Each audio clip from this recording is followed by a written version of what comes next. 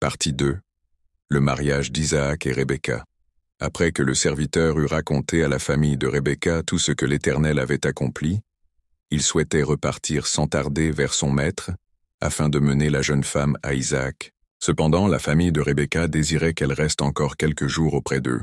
Mais le serviteur répondit avec insistance, « Ne me retardez pas puisque l'Éternel a conduit mon voyage.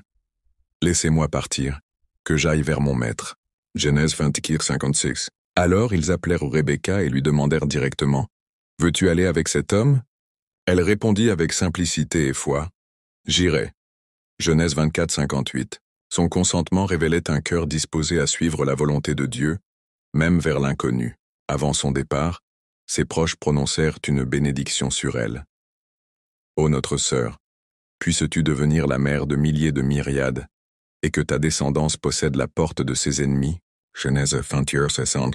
Ainsi Rebecca partit avec sa nourrice, ses servantes et les chameaux conduits par le serviteur d'Abraham, en direction du pays de Canaan. Pendant ce temps, Isaac habitait dans la région du Négev.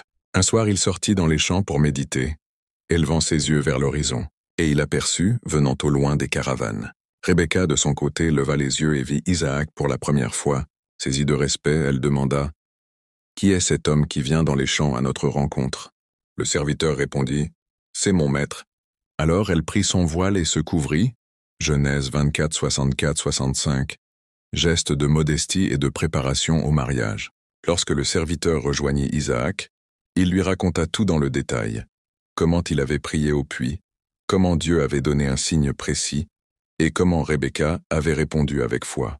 Isaac vit ainsi que la main de Dieu avait choisi pour lui une compagne selon l'alliance. L'Écriture conclut ce récit par une phrase d'une grande profondeur.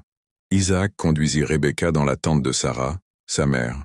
Il prit Rebecca qui devint sa femme, et il l'aima. Ainsi Isaac fut consolé après la mort de sa mère. Genèse 24:67. Ce verset, bien que simple, contient une grande signification. Isaac, encore marqué par le deuil, trouva en Rebecca non seulement une épouse, mais aussi une consolation envoyée par Dieu.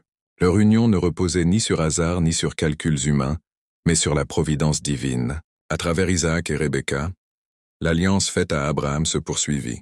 Leur mariage devint un témoignage de la fidélité de Dieu à ses promesses, annonçant la multiplicité de leur descendance et l'accomplissement du plan divin pour Israël.